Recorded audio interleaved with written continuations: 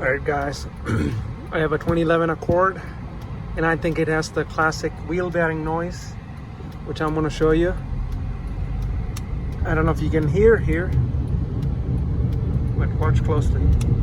You hear the boo boo boo boo. Boo. And then when what happens when I turn to switch lanes? It goes away. And then when I make left turn, increases. And I make goes away. And then when I make a left, it increases.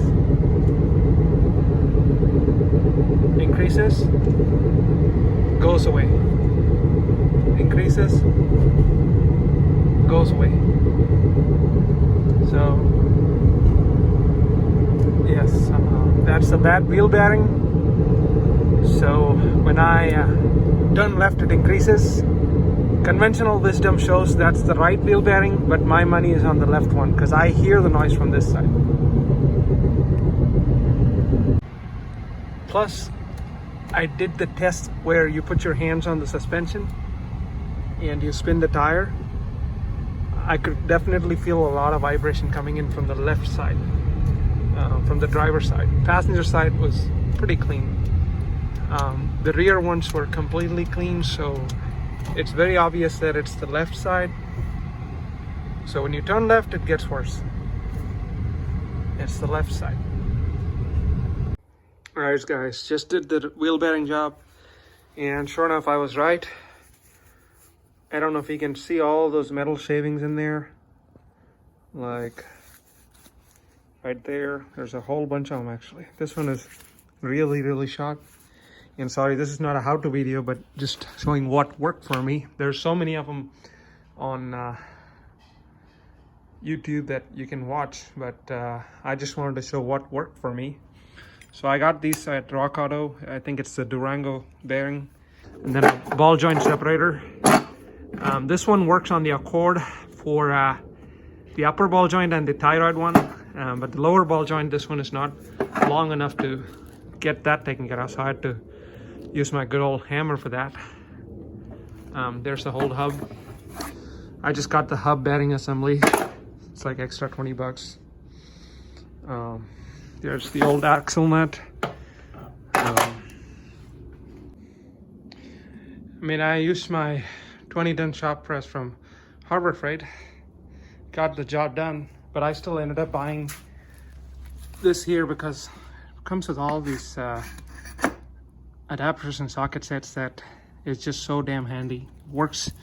There's even an instruction here on what year model car, what needs what number of these to get this job done. So this is just such a handy kit to have for this job, because you can without this you can really apply force in the wrong place. So I highly recommend getting these for any sort of wheel bearing job, even though you may not use this for the torquing aspect. Here's an example. Here's the factory instructions from Honda, and here's the hub being pressed into the bearing. This here is not that hard. You can find an adapter or something that fits on the back side, but on the front side you're supposed to apply force away from this ring on the back side. That's the knuckle ring. The force has to be applied on the bearing. So if you look here, it's this piece here, according to the instructions here, because this fits right in the bearing and supports it where it needs to. So you can be assured of getting the job done right and making sure the force is applied at the right spot. Alright guys, a little bit of sound of success, I think, I hope, but now you hear the sound, the difference? I don't think I hear anything. The left wheel bearing was replaced and it drives normal, like it should.